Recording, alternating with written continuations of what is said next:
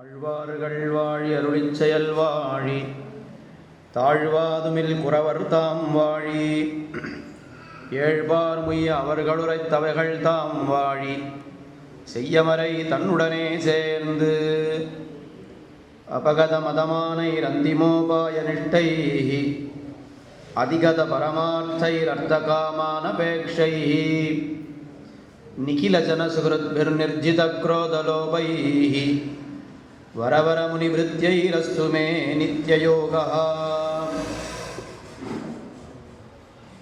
ஸ்ரீமான் ஸ்ரீவே புத்தூர் கிருஷ்ணசுவாமி ஐயங்கார் விசேஷமாக சுதர்சனர் சுவாமி என்று ஸ்ரீவைஷ்ணவ உலகத்திலே அறியப்படுபவர். அன்னாருடைய சதமான மகோத்சவத்தை கொண்டாடி கொண்டிருக்கிறோம். சுவாமியினுடைய அவதாரமே ரொம்ப ஆச்சரியம்னு சொல்ல வேண்டும். சில பேர்லாம் இந்த பிறக்கும் பொழுதே பெரிய அவதார புருஷாள்னு தெரிந்து போயிடும். சுவாமி அவதரித்தது கார்த்திகை மாதம். கார்த்திகை மாதம்னாலே நரசிம்மனுக்கு ரொம்ப விசேஷம்.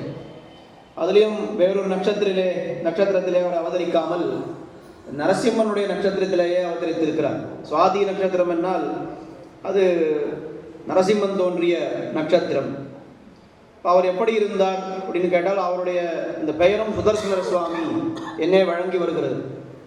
இப்போ சுதர்சனருக்கும் நரசிம்மருக்கும் ரொம்ப நெருங்கின தொடர்பு இல்லையா? எங்கே சக்கரத்தாழ்வார் பார்த்தாலும் பின்னாடி நரசிம்மர் இருப்பார், நரசிம்மர் இருந்தால் கூடவே சக்கரத்தாழ்வார் இருப்பார். ரெண்டு பேரும் ஒரே மாதிரியான ஒரு சாமியமுடைய மூர்த்திகள். இப்போ சுதர்சனன்ற திருநாமம், அவதரித்த நட்சத்திரம், ரொம்ப அழகான ஒரு ஒத்துமை.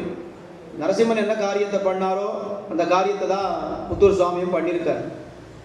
எங்கெல்லாம் ஆபத்து, ஒரு ஸ்ரீவைஷ்ணவ சம்பிரதாயத்திற்கு எங்கெல்லாம் ஆபத்து வந்ததோ அந்த சமயத்தில் எப்படி தோன்றினான் நரசிம்மனுடைய அவதாரத்தை யோசித்து பாருங்கள். இந்த தூணில் இருக்கானான்னு கேட்டால் உடனே அந்த இடத்துல அளந்துட்டே அவன் தட்ட அங்கே வளர்ந்துட்டு வாழுகிற சிங்க உருவாயின்னு அந்த சமயத்திலேயே அங்கேயே வந்தான்னு சொல்லு. ஆனால் இன்னைக்கு சொன்னால் பிரகலாதன் ஒரு மாதம் கழிச்சு நரசிம்மன் தோன்றினார்னு இல்லாமல் உடனே வந்தார். அந்த மாதிரி ஸ்ரீவைஷ்ணவ சம்பிரதாயத்துக்கு ஒரு ஆபத்துன்னு வரும்பொழுது, இன்னைக்கு ஆபத்து வந்தது, நான் 6 மாதம் கழிச்சு அதுக்கு பதில் எழுதுறேன் அப்படின்னா அது ஒரு பெரிய விஷயம் இல்லை. என்னைக்கு ஆபத்து வந்ததோ அன்றைய தினமே அதற்கு உண்டான கண்டனங்களையோ பதில்களையோ தெரிவித்து உண்மையை நிலைநாட்ட வேண்டும் என்பதுதான் ரொம்ப முக்கியமான ஒரு காரியம். இத்தனை காரியங்கள் பண்ணியிருக்கார். இது எல்லாத்தையும் ஒரே வார்த்தையில் சொல்லணும்னா உண்மையை நிலைநாட்டுதல் ரொம்ப கட்டமான காரியம். அது எல்லாருமே நம்ம என்ன பண்ணுறோம், உண்மையின் பக்கம் எப்பயாவது இருப்போம், பெரும்பாலும் உண்மையின் பக்கம் நிற்க மாட்டோம். இல்லை உண்மையின் பக்கம் நிற்கணும்னு நினைச்சாலும் அதில் நமக்கு தயக்கம் இருக்கும். ஐயோ யாராவது தப்பாக நினச்சிக்க போகிறாளே, இதனால் நமக்கு கெட்ட பேர் வருமே, 4 பேர் நம்ம கிட்ட வராத போயிடுவாளே, இப்படியா இது மாதிரியான தயக்கங்கள் இருக்கும். ஆனால் நம்முடைய வாழ்க்கையிலே இந்த குறிக்கோளாக உண்மையின் பக்கம்தான் நிற்பேன், இதற்காக என்ன கஷ்டம் என்ன சவால் யார் விரோதம் வந்தாலும் பரவாயில்லைன்னு நிற்கிறது ரொம்ப சாதாரண மனுஷாலால் அதை பண்ணவே முடியாது. அப்படி அவர் நின்றிருக்கிறார் என்பது எல்லோரும் அறிந்த விஷயம். சுவாதி நட்சத்திரம்னு சொல்லும் பொழுது பெரியாழ்வாருடைய அவதாரமும் சுவாதி நட்சத்திரம். பெரியாழ்வார் பண்ணின பெரிய காரியம் என்ன, பரதத்துவ நிர்ணயம். யார் பரதேவதைன்னு நமக்கு காட்டி கொடுத்தார்.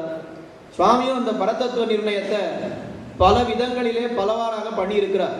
ஒரு அந்த சுவாமியோடைய அந்த பீக் டைமில் பார்க்கும் பொழுது பல ஆன்மீக பத்திரிகைகள் என்கிற போர்வையிலே லௌகீக பத்திரிகைகள் அதுங்கள்லாம் என்ன பண்ணாவாழலாம் அப்படின்னா பெரிய ஒரு கான்செப்டை கொண்டு வந்தால் எல்லா தேவதைகளும் சமம்தான், இது போட்டால் இந்த கோயிலுக்கு போனால் என்ன, அந்த கோயிலுக்கு போனால் என்ன, எல்லா தேவதைகளும் சமம்ன்ற மாதிரி ஒரு பெரிய ஒரு மூமெண்ட்னு கூட வச்சுக்கலாம். ஒரு மூமெண்ட் மாதிரி வந்தது சாதாரண பத்திரிகைகள். ஆனால் எந்தெந்த சமயத்தில் யார் யார் என்ன எழுதினாலும் உடனடியாக அதற்கு மறுப்பு எழுத வேண்டியது.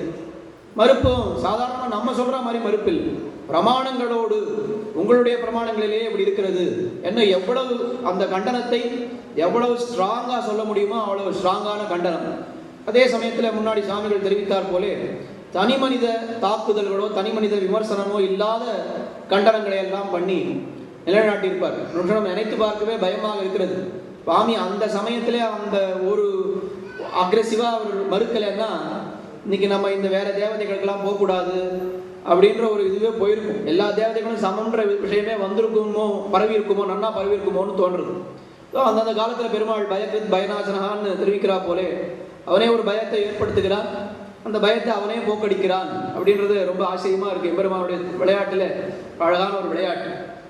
சுவாமியினுடைய பதிப்பு பணிகளை பற்றி பேசணும்னு அடியனுக்கு இட்டிருக்கக்கூடிய பணி. அடியன் இங்கே மேலே இருக்கும் பொழுது இங்கே இருக்கிறவாளை எல்லாரும் ஒரு சமயம் அப்படியே பார்த்தா அடியனுக்கு என்ன தோணித்துன்னா, சுவாமியினுடைய பதிப்பை பற்றி ரொம்ப குறைவாக தெரிந்தவனே அடியன் தான் இங்கே இருப்பேன்னு நினைக்கிறேன். எல்லோரும் வயதிலேயும் மூத்தவர்கள், நிறைய கிரந்தங்கள் என்னை காட்டிலும் அதிகமாக வாசித்திருக்கக்கூடியவர்கள் எல்லாம், அரங்கராஜன் சுவாமிகள்லாம் இங்கே உட்கார்ந்துருக்கிறார். அவர்கள் முன்னாடி நாம் ஒன்றுமே கிடையாது. நமக்கு இந்த வாய்ப்பு நமக்கு கிடைத்திருக்கிறதுன்னா இது எம்பெருமானுடைய அனுகிரகம், ஆச்சாரியர்களுடைய அனுகிரகம். இந்த விஷயத்தை பேசி அடியேன் சத்தை பெற வேண்டும் என்பதுதான் இங்கே அடியனுக்கு நியமனம். அதைத்தான் நான் நினைக்கிறேனே தவிர புதியதாக நான் எதுவும் இந்த கோஷ்டியில் எடுத்து சொல்லிவிடப் போவதில்லை என்றது நன்னாவே தெரியுது. இருந்தாலும் சில விஷயங்கள் பதிப்புன்னு பார்க்கும் பொழுது ஸ்ரீ வைஷ்ணவ சம்பிரதாயத்திற்கு உயிரானவை கிரந்தங்கள், பூர்வாச்சாரிய கிரந்தங்கள். எம்பெருமானார் காலத்திலே தான் இந்த மாதிரியான, அதாவது எம்பெருமானார் காலம், ஆளவந்தார் காலத்திலே கிரந்தங்கள் எழுதுவது என்பது ஆரம்பிக்கப்பட்டது. அது வரைக்கும் எல்லாம் அந்த காலத்திலிருந்து ஒரு 100 ஆண்டு முன்னாடி வரைக்கும் எல்லா கிரந்தங்களும் எதிரே எழுதப்பட்டிருந்தன. எல்லாம் ஓலைச்சுவடியில் தான் இருந்தது. பேப்பர் ஃபார்ம், இந்த புக் ஃபார்முக்கு வரவில்லை. முதலிலே இதையும் நம்ம தெரிஞ்சுக்கணும். முதலிலே ஓலைச்சுவடியில் இருந்த கிரந்தங்களை புக் ஃபார்மிலே கொண்டு வந்தவர் யாருன்னால் ஸ்ரீமான் யோகி பார்த்தசாரதி ஐயங்கார் சுவாமி. அதுக்காக சரஸ்வதி பண்டாரம்னு இங்கே கோமுட்டி பங்களாவிலே இடத்தை வாங்கி அங்கே பல புத்தகங்கள், குறிப்பாக சொல்ல வேண்டும் என்றால் பகவத் விஷய பதிப்பு 5 வியாக்கியானங்கள் அரும்பதங்களோடு சேர்ந்த ஒரு பதிப்பு முதலாக, அதாவது ஓலைச்சுவடியில் இருந்ததை பேப்பர் ஃபார்மேட்டில் முதலாக பண்ணினவர் சுவாமி தான். அதுக்கப்புறம் தான் இந்த பேப்பர் ஃபார்மேட். அப்போ அந்த காலத்தில் பேப்பரெல்லாம் ஆச்சாரம் இல்லைன்னு அது வேறு சொல்லிட்டு இருந்தேன். பேப்பரை தொடக்கூடாது, இப்போ நம்ம பிளாஸ்டிக் தொடக்கூடாதுன்னு நம்ம சொல்கிறோமோ இல்லையோ, அந்த மாதிரி பேப்பரை தொடக்கூடாது, அந்த காலத்தில் ஆச்சாரம் கிடையாது அப்படின்னு. ஆச்சாரம் பார்த்துட்டு இருந்தால் கிரந்தங்கள்லாம் போயிடுமே. அதனால் யோகி பார்த்தசாரதி முடிவு பண்ணார், இதை பண்ணித்தான் ஆகணும் அப்படின்னு. அதில் ஒரு சின்ன ஒரு சிக்கல் என்னென்னா, தமிழில் கிரந்தங்கள் எல்லாம் மணிப்பிரவாளத்தில் இருக்கின்றன. ஆனால் அது தமிழ் எழுத்துக்களில் போடணும்னா அப்போ என்ன ஆகும்? தமிழில் இந்த 2 கா 4 கா 4 இதெல்லாம் கிடையாது, காக்கா காக்கா கிடையாது, கா ஒன்று தான் இருக்குது. இப்போ இந்த வித்தியாசத்தை, இந்த ஒலிக்குறி வடிவத்தை வித்தியாசத்தை எப்படி காட்டுறதுன்னு அவள் யோசித்து பார்த்த பொழுது அவள் என்ன பண்ணா, பேசாத தெலுங்கு லிபியில் அச்சு போட்டுவிட்டான். யோகி பார்த்தசாரதி போட்ட புத்தகங்கள் எல்லாமே தெலுங்கு லிபி, தமிழ் பாஷை தெலுங்கு லிபி. எப்படி நம்ம புரிஞ்சுக்கிறதுனா, இப்போ நம்ம வாட்ஸ்அப்பில் மெசேஜ் அனுப்புகிறோம், எப்படி இருக்கீங்க அப்படின்னா EPDI IRUKINGA போடுறோம், எப்படி இருக்கீங்க. இது பேசுகிற பாஷை தமிழ், ஆனால் லிபி இங்கிலீஷ், அப்படி தானே பேசுகிறோம். அது அந்த மாதிரி பாஷை தமிழ், ஆனால் லிபி தெலுங்குல லிபியில் போட்டு. இது அட்வான்டேஜா டிஸ்அட்வான்டேஜான்னு பார்த்தா, இப்போ என்ன டிஸ்அட்வான்டேஜ் அதில் ஏறிடுதுன்னா, தெலுங்கு தெரியணும். தெலுங்கு தெரிஞ்சால் தான் அதை படிக்க முடியும் அந்த லிபியை. அது முதல் முயற்சி, அதனால் அவள் அப்படி பண்ணான். அதுக்கு பிற்பாடு இன்னொரு 100 ஆண்டுகள் கழித்து திருவல்லிக்கேணியிலே வாழ்ந்த சகோதரர்கள் வைமு சடகோபராமானுஜாச்சாரியர், வைமு கோபாலகிருஷ்ணமாச்சாரியர், இவர்களெல்லாம் இந்த முதலிலே தமிழிலே இதை போடலாம்னு பகவத் விஷய கிரந்தங்கள் மற்றும் உண்டான வியாக்கியானங்கள்லாம் தமிழ்லேயே போட்டோம். நான் அவள் போட்ட தமிழில் இந்த ஒலிக்குறி வித்தியாசம்ன்றது கிடையாது.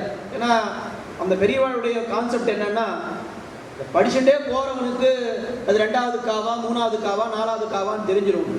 இப்போ பலன் அப்படின்னா இப்போ பலம்னு சொல்லலாம்.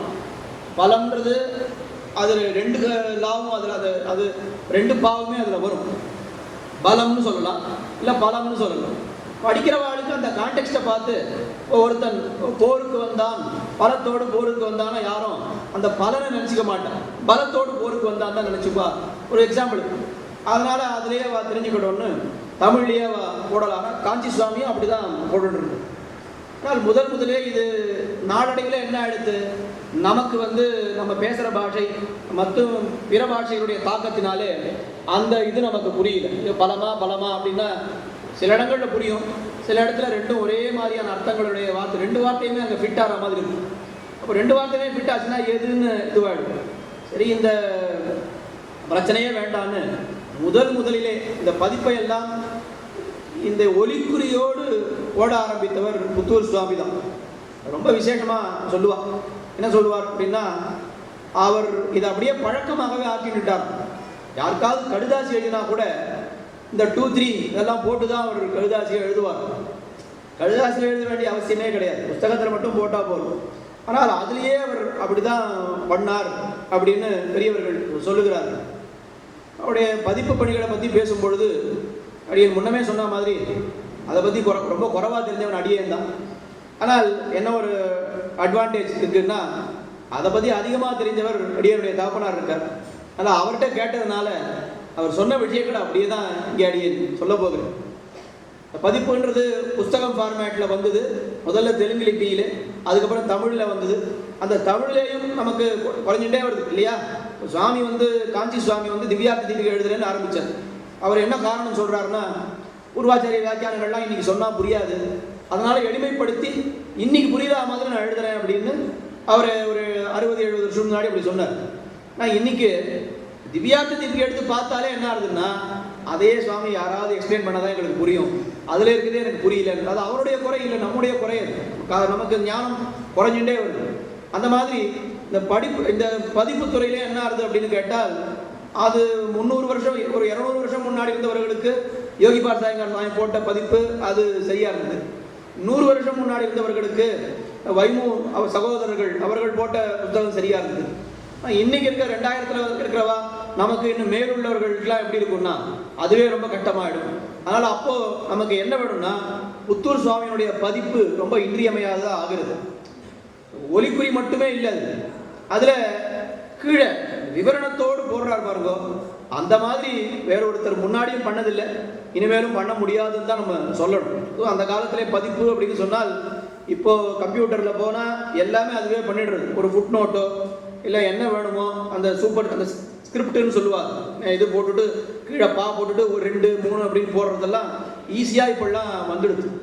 அந்த காலத்தில் அதுக்கு எல்லாம் கம்பாசிட்டரை வச்சு கம்போஸ் பண்ணணும். அதுக்கு இந்த இருக்கிற ஃபாண்ட்டில் இந்த 2 இருக்கக்கூடாது, அது சின்ன ஃபாண்ட்டில் இருக்கணும். அதுக்கு தனியாக வாங்கி இதெல்லாம் கம்போஸ் பண்ணணும். அது நம்மளுடைய இந்த வடமொழி ஸ்லோகங்கள், வடமொழி வார்த்தைகளை எல்லாம் நம்ம தெரிஞ்சுக்கிறதுக்கு அந்த இது யூஸ் ஆச்சு.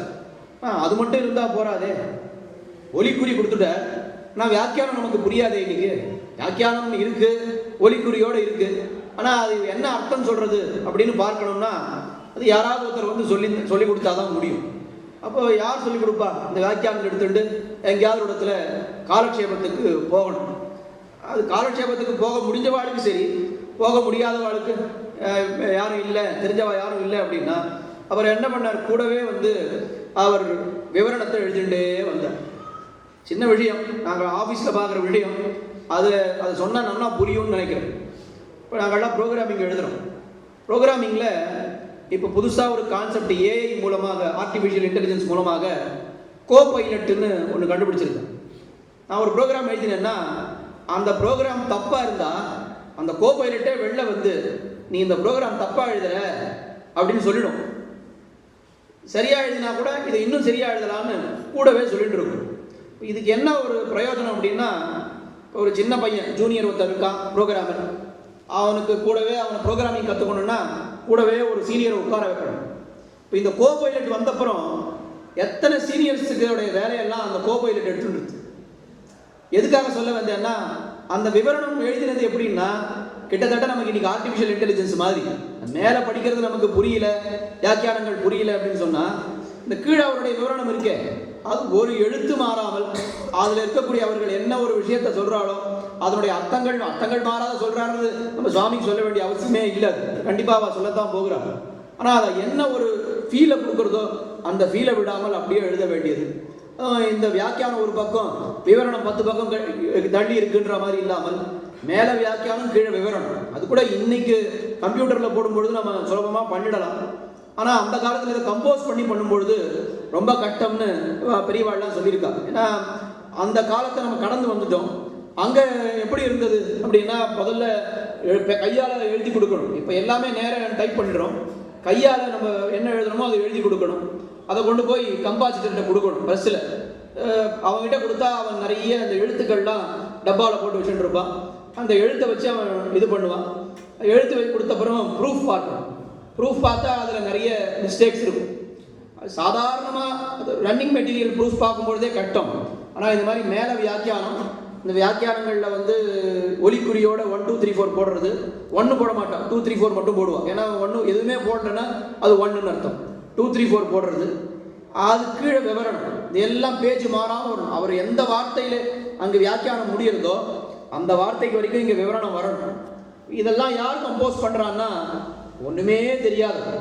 வெறுமை ப்ரெஸ்ஸில் கம்போஸ் பண்ணுறவன் யார் அப்படின்னா அவனுக்கு எழுத்துக்கள் தான் தெரியுமே தவிர நம்ம சம்பிரதாயம் தெரியுமா, இல்லை இந்த வார்த்தைகள் தெரியுமா, என்ன அதை பார்க்குறானோ அதை அப்படியே எழுதிடுவோம். படித்தவன் பாட்டை கெடுத்தான், எழுதினவன் ஏட்டை கெடுத்தான்னு வாழை. அந்த காலத்தில் இதுதான் நடந்தது. ஏடு இருந்ததுன்னா அந்த ஏடை வந்து ஒரு பிரதி எடுக்கணும்னா வாசலில் பிரதி எடுக்கிறதுக்குன்னு வருவாள், 2 பேர் வருவாளாம். ஏட்டு எழுதுறோன்னு ஒரு ஏட்டை கொடுத்து ராமாயணமோ ஒரு வியாக்கியானமோ கொடுத்து எழுதி கொடுன்னு கேட்பான். அவனுக்கு என்ன அன்னைக்கு மூடு இருக்கோ, என்ன தோன்றதோ அந்த வார்த்தையெல்லாம் அவன் சொல்லுவான். இவன் காதில் என்ன வாங்கிக்கிறானோ அதை அப்படியே எழுதிட்டு போயிடுவான். கடைசியில் என்ன ஆகும்னா அதில் நிறைய மிஸ்டேக்ஸ் அதிகமாகிடும். ஸோ அந்த மாதிரி மிஸ்டேக்ஸ் எல்லாம் கூட சுவாமி கண்டுபிடிச்சி பாட விதங்கள்லாம் காட்டி இதுதான் சுத்த பாடம், ஆச்சாரியர்கள் இப்படி திருவள்ளுவம் பற்றி இருக்க மாட்டார்கள் ஏன்னா அதெல்லாம் கூட காட்டி கிரிட்டிக்கல் எடிஷன் சொல்லுவோம். பிரிண்டிங்கில் வரும்பொழுது, பப்ளிஷிங்கில் வரும்பொழுது கிரிட்டிக்கல் எடிஷன் 2 3 சோர்ஸை பார்க்க வேண்டியது. அது எது வந்து உண்மையாக இருக்கும், எது சரியாக இருக்கும், பொருத்தமாக இருக்கும்னு பார்த்து அதை வந்து இன்கார்பரேட் பண்ண வேண்டியது, இதுக்கெல்லாம் கிரிட்டிக்கல் எடிஷன் பேர். அந்த மாதிரி சுவாமியினுடைய புஸ்தகம் கிரிட்டிக்கல் எடிஷன் எல்லாமே, ஒரு மிஸ்டேக் கூட பார்க்க முடியாதுன்னு சொல்லுவோம். ப்ரூஃப் பார்க்குறதுல அவ்வளவு கெட்டிக்காரர் சுவாமி, ஒரு மிஸ்டேக் கூட பார்க்க முடியாதுன்னு சொல்லுவோம். அதுவும் அந்த முதலிலே அந்த கம்போஸ் பண்ணி கொடுக்குறானே அது முதல்ல கேலி ப்ரூஃப்னு பேரான். அடியேனே எதுவுமே பார்த்ததில்லை. குருவாச்சகத்தில் போய் இந்த பிரிண்டிங்லாம் எப்படி நடக்கும்னு பார்த்துருக்கோம். ஒரே சத்தமாக இருக்கும். அங்கே போனால் மிஷின் ஓடிட்டே இருக்கும், காது கிழிஞ்சிடும் அங்கே உள்ளே போனால். ஆனால் ஒரே எல்லா இடத்துலையும் இங்கு பரவி இருக்கும். வேலை செய்கிறவங்க உடம்பெல்லாம் ஒரே இங்காக இருக்கும். அவ்வளோதான் பார்த்துருக்கேன், ஒன்றும் தெரியாது. ஆனால் அதில் தான் நம்ம கீதாச்சாரியன் முதலான பத்திரிகைகள்லாம் எல்லா பத்திரிகையும் அங்கே தான் குருவாச்சகத்தில் தான் போட்டிருந்தான். ஆனால் அவர்கள் சொல்ல அடியனுடைய தாப்பனார் சொல்கிறது கேட்டு தான் அடியன் சொல்கிறேன். இந்த கேலி ப்ரூஃப்னா இந்த பேஜ் செட்டிங்லாம் இல்லாமல் முதல்ல கேலி ப்ரூஃப்னு ஒன்று கொடுப்பாங்க. பேஜ் செட்டிங் பண்ணிட்டா என்ன பிரச்சனைனா, ஏதாவது ஒரு லைன் ஆட் பண்ணணும்னாலோ எடுக்கணும்னாலோ அப்போது 10வது பக்கத்தில் அந்த பேஜ் ஏதாவது மாடிஃபிகேஷன் வந்ததுன்னா புத்தகம் 200 பக்கம்னா அதுக்கப்புறம் 190 பக்கத்தை அட்ஜஸ்ட் பண்ணணும். அது பெரிய வேலையாக படும். அதனால் முதல்ல கேலி ப்ரூஃப்னு 2 அடி நீளத்துக்கு பெரிய ரைட்டிங் பேட் மாதிரி அதில் கொடுத்துருவாங்க. கேலி ப்ரூஃபை பார்த்துட்டு தான் அவன் பேஜ் செட்டிங்கே பண்ணுவான். இப்போ முதல்ல கேலி ப்ரூஃப் பார்க்கணும், 2வது பேஜ் செட்டிங் பண்ணப்புறம் ஒரு ப்ரூஃபு, அந்த ப்ரூஃப் கரெக்ஷன் போட்டப்புறம் இன்னொரு ப்ரூஃப் பார்த்து எதுவும் மிஸ்டேக்ஸ் இல்லைன்னா பிரிண்டிங் போகலாம். 2 தான் நான் சொல்லியிருக்கேன். ஆனால் மிஸ்டேக்ஸ் இல்லாத வர வரைக்கும் நம்ம ப்ரூஃப் பார்க்குறத விட முடியாது இல்லையா? எப்போ மிஸ்டேக், எத்தனை ரவுண்டு போகும் ப்ரூஃப் அப்படின்னா அது சொல்ல முடியாது. 2 ரவுண்டு போகலாம், இல்லை 4 ரவுண்டு போகலாம், 10 ரவுண்டு போகலாம். அதுக்கேற்ற மாதிரி தான் அவன் அந்த ப்ரெஸ் எல்லாம் தேர்ந்தெடுப்பான். ஒன்றுமே பண்ண தெரியாதவன அடியோட தேர்ந்தெடுக்க மாட்டாவா. அப்படி அந்த மாதிரி தான் அந்த மாதிரி ப்ரூஃப் எல்லாம் பார்க்கணும் அப்படின்னு காட்டுறாங்க. ரொம்ப ஒரு ஆச்சரியமான விடயம். கேட்கறதுக்கு கூட ரொம்ப நினச்சி பார்த்தாலே இப்படி கூட ஒருத்தர் இருக்க முடியுமா அப்படின்னு நினைக்க தோன்றுகிறது. சுவாமிக்கு கேட்ராக்ட் ஆப்ரேஷன் நடந்தது. கேட்ராக்ட்னா அந்த காலத்தில் இப்போல்லாம் போனால் லேசரில் பண்ணுறா, ஆற்றுக்கு வந்துடுறா, சாயங்காலம் வேலையை பார்க்க ஆரம்பிச்சிடலாம். அப்போ எப்படின்னா ஏதோ ஆப்ரேஷன் மாதிரி பண்ணி வேறு லென்ஸ் வச்சு உள்ள அதுக்கப்புறம் இவன் இது பண்ணுவாள். லென்ஸ் பவர் வரும்பொழுது 2 விதமான பவர் இருக்குது இல்லையா? தூர பார்வை, கிட்ட பார்வை. மனுஷால பார்க்கறதுக்கு ஒரு பவர், படிக்கிறதுக்கு ஒரு பவர். கேட்ராக்ட் பண்ணிக்கிறவன் எல்லாருமே என்ன பண்ணுவான்னா மனுஷால பார்க்குற இங்கேருந்து பார்க்குறமே அந்த பார்வையினுடைய பவரை மட்டும்தான் அட்ஜஸ்ட் பண்ணி பாடும். அந்த அட்ஜஸ்ட் பண்ணுற லென்ஸை வச்சுட்டு படிக்கிறதுக்கு கண்ணாடி போட்டு பாடும். சுவாமி என்ன பண்ணிட்டார், கேட்ராக்ட் ஆப்ரேஷன் பண்ணிக்கும் பொழுது எனக்கு இந்த பார்க்குற பவரை கரெக்ட் பண்ண வேண்டாம், படிக்கிற பவரை கரெக்ட் பண்ணி வச்சுருக்கோம். மனுஷால பார்த்தா என்ன, பார்க்காட்டா என்ன, எனக்கு ப்ரூஃப் பார்க்கறது தான் முக்கியம், புஸ்தகம் பார்க்கறது தான் முக்கியம்னு. அது ஒரு மெடிக்கல் ஃபீல்டுலேயே அது ரொம்ப அவள் என்ன ரிஸ்க்காக இருக்குமோ, சுவாமி ரொம்ப ரிஸ்க் எடுக்கிறான்னு நினச்சிருப்பாளோ, இல்லை அது ஒர்க் ஆகுமா, ஒர்க் அவுட் ஆகுமா ஆகாதான்னு தெரியுமோ தெரியாதோ. ஆனால் அந்த ரிஸ்க் எடுத்தார். எந்த அளவுக்கு அந்த கைங்கரியத்திலே அவருக்கு ஒரு உறுதி இருந்திருந்தால், இப்போ நம்மளாம் என்ன நினைப்போம், மனுஷால பார்க்கறது முக்கியமா இல்லை ப்ரூஃப் புஸ்தகம் படிக்கிறது முக்கியமானா மனுஷால பார்க்கறது தான் முக்கியம். சரி, அது கூட சொல்ல வேண்டாம். அது ரொம்ப பெருமாளை சேவிக்கிறது முக்கியமானு கேட்போம். பெருமாளை சேவிக்கிறது முக்கியமா, ப்ரூஃப் பார்க்கறது முக்கியமானா பெருமாள் சேவிக்கிறது தான் முக்கியம். எனக்கு இந்த பார்வையுடைய அது அது தூர பார்வை கிட்ட பார்வைன்னு சரியா எப்போவுமே எனக்கு புரியாது. 2 பவரில் எது அதுன்றது. இப்போ அதை தான் நம்ம கரெக்ட் பண்ணுவோம். ஆனால் சுவாமி இதை கரெக்ட் பண்ணிட்டார். இப்போ படிக்கிற பவரை கரெக்ட் பண்ணி அந்த லென்ஸை அப்படியே வச்சுட்டுட்டார். இந்த மாதிரி எல்லாம் அவருடைய அந்த பதிப்புகளை பார்க்கும் பொழுது பிரமாணங்கள் சொன்னால் அரலைன் பிரமாணம் தான் இருக்கும். ஏதோ ஒரு இடத்துல என்றாரிரே அப்படின்னு ஒரு பிரமாணத்தை எழுதிட்டு போயிடுவான். கீழே சுவாமி என்ன பண்ணிடுவார், அந்த பிராக்கெட்ல அந்த பிரமாணத்துக்கு என்ன அர்த்தம்ன்றத டிரான்ஸ்லேஷன் எழுதிடுவார். ஆனால் முழு ஸ்லோகம் எங்க கிடைக்கும் நமக்கு? ஒருவேளை அந்த ஸ்லோகத்தை முழுக்க பார்க்கணும்னா அதுலயே அந்த நம்பர் போட்டுன்னு வந்துடுவோம். 1 2 3 4ன்னு புத்தகம் முழுக்க நம்பர் போட்டுன்னு வந்துட்டான்னா கடைசியில் அந்த பிரமாணங்களுக்கெல்லாம் இண்டெக்ஸ் ஒன்று இருக்கும்.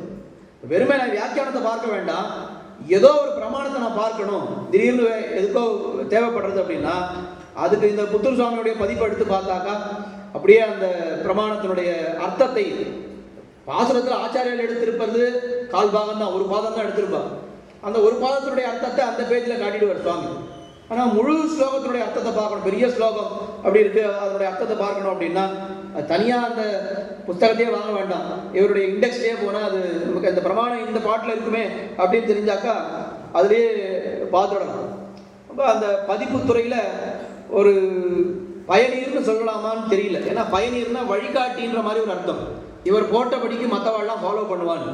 ஆனால் சுவாமி பண்ணியிருக்கிறத இனிமேல் யாராலையுமே ஃபாலோ பண்ண முடியாது. ஒரு சின்ன விஷயம் சொல்கிறேன், ஒரு நினைவு கூறுகிறேன். எம்பெருமானார் இந்த ஸ்ரீபாஷ்யமெல்லாம் எழுதி முடிச்ச பிற்பாடு பகவத் விஷயத்துக்கு வியாக்கியானம் எழுதணும்னு கேட்டாள். அப்போ சுவாமி என்ன சொல்லிட்டார், நான் எழுதிட்டா அதோட முடிஞ்சு போயிடும், நிறைய பேர் எழுதணும், அதனால நான் எழுதலை அப்படின்னு சொன்னார். இது நம்ம கேள்விப்பட்டிருக்கோம் இல்லையோ. ஏன்னா சுவாமி எழுதிட்டாருன்னா அதுக்கு மேலே அதை தாண்ட யாராலையும் அதை மீற முடியாது, தாண்ட முடியாது, அதுக்கு மேற்பட ஒன்று பண்ணவே முடியாது. இந்த மாதிரி பதிப்புத்துறையில் பார்க்கும் பொழுது புத்தூர் சுவாமி பண்ணின கைங்கரியத்துக்கு இனிமே அவர் கிட்ட கூட யாரும் போக முடியாது.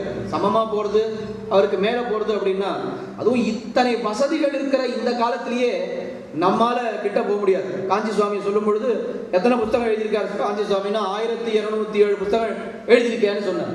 1200 புத்தகம் எழுதியிருக்காருன்னா எப்படி இந்த ஒன்றுமே வசதி இல்லாத கையில் பேப்பரில் எழுதி அதை கம்போஸ் பண்ணி அதை ப்ரூஃப் பார்த்து மறுபடியும் ப்ரூஃப் பார்த்து இது மாதிரி 1000 புத்தகம் 1200 புத்தகம் எழுதியிருக்காருன்னா இப்போ காஞ்சி சுவாமி காலத்திலையும் புத்தூர் சுவாமி காலத்திலையும் இன்னைக்கு இருக்கிற மாதிரி வசதிகள் வந்திருந்ததுன்னு சொன்னால் அவள் எத்தனை புத்தகம் எழுதியிருப்பா, எவ்வளோ உபகாரமாக இருந்திருக்கும், ரொம்ப ஆச்சரியமாக இருக்கும். அவள்லாம் இன்னொரு 50-100 வருஷம் கழித்து பிறந்திருந்தான்னா அப்போ இன்னும் நமக்கு ரொம்ப நிறைய காரியங்கள். அவள் இருக்கும்பொழுது விஞ்ஞான வசதிகள் இல்லை. ஆனால் இப்படி சொல்கிறமே தவிர இதில் என்ன ஒரு ஆச்சரியம்னா, விஞ்ஞான வசதிகள் இருக்கும் பொழுது நம்ம பண்ணக்கூடிய காரியங்கள் குறைஞ்சு போயிடுது. விஞ்ஞான வசதிகள் இல்லாத சமயத்தில் பண்ணியிருந்த காரியம் கூட நாம் இப்போ பண்ணுறது இல்லை. எல்லாருக்குமே தெரியும், 15 வருஷம் முன்னாடி நமக்கெல்லாம் எத்தனை ஃபோன் நம்பர் ஞாபகம் இருக்கும். இன்னைக்கு நமக்கு எத்தனை ஃபோன் நம்பர் ஞாபகம் இருக்குன்னா நம்ம கையில் இருக்கிற ஃபோனுடைய நம்பரே நமக்கு தெரியும், பார்த்து சொல்கிறேன்னு தான் நம்ம சொல்கிறோம். அப்போ விஞ்ஞான வசதிகள் முன்னேற அதிகமாக நம்ம அதை என்ன பண்ணுறதுன்னா நம்ம சோம்பேறிகளாக ஆக்கி விடுகிறது. இப்போ வசதி இல்லாததுனால தான் அந்த காலத்தில் காஞ்சி சுவாமியாக இருக்கட்டும், புத்தூர் சுவாமியாக இருக்கட்டும், அவர்களெல்லாம் அத்தனை காரியங்கள் பண்ணார் அப்படின்னு நமக்கு தெரியுது.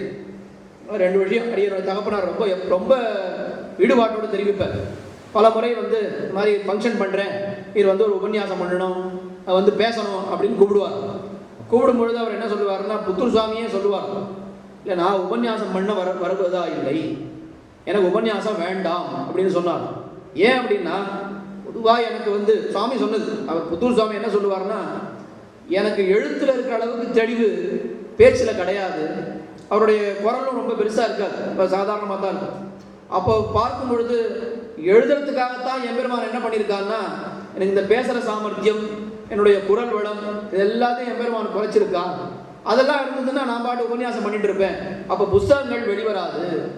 அதனால புஸ்தகங்கள் வெளிவரணுன்றதுக்காகத்தான் முதல்லயே என்னை இந்த மாதிரியான குறைகளோட எம்பெருமான் படைத்து விட்டான். எப்படி நம்ம கற்றுக்க வேண்டிய பாடம் என்னன்னா, நம்ம வாழ்க்கையில் ஒரு நெகட்டிவ் பார்த்த உடனே தோண்டு போயிடுமே, அந்த நெகட்டிவை எப்படி பாசிட்டிவாக மாற்றுறது, அது ரொம்ப நம்ம கற்றுக்க வேண்டிய விஷயம்.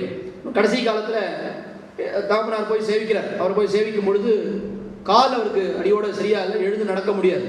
மாதிரி கால் இப்படி ஆயிடுத்து அப்படின்னா அவர் வேடிக்கையாக சொன்னாராம், 3/4 பாகம் சரியா இருக்கு, 1/4 பாகம் சரியில்லை உடம்புல அப்படின்னு சொன்னார். அந்த 1/4 பாகம் சரியில்லைன்னா என்ன அர்த்தம், காலாகிற பாகம் சரியில்லை, மீதி முக்கால் 2 அர்த்தமும் இருக்கு. முக்கால் உடம்புல மீதி முக்கால் பாகம் சரியா இருக்கு, கால் பாகம் சரியில்லை, இல்லை காலாகிற பாகம் சரியில்லை அப்படின்னு.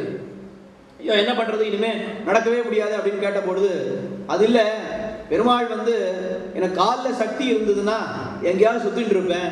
அதனால பெருமாள் என்ன பண்ணார், நீ இன்னும் நிறைய புத்தகங்கள் எழுதணும், அதனால இருக்கிற காலையும் எனக்கு வந்து இது பண்ணி விட்டுட்டார். அப்ப நான் எங்கேயும் வெளியில போக முடியாது, புத்தகத்தை மட்டும்தானே எழுதுவேன் அப்படின்னு அவர் சொன்னார்.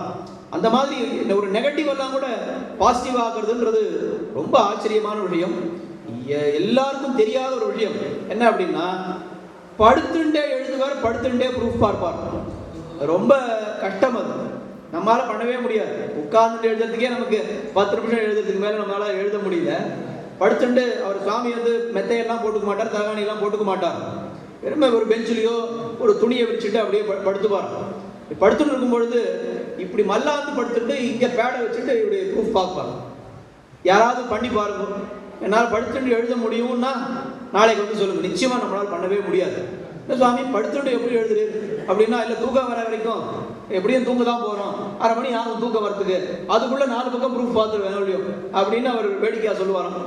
எப்படி பழக்கம் பண்ணிட்டு இருந்தா, இல்லை பழக்கம்தான், நீ பழக்கம் பண்ணிட்டா உனக்கும் வரும் அப்படின்னு சொன்னார். மேல அந்த பதிப்பு துறையில அவருக்கு என்ன ஈடுபாடு அப்படின்றது ஒரு விஷயம் சொல்லணும். யாரும் கோட்டியில தப்பா எடுத்துக்கூடாது, நடந்த விஷயம்தான்.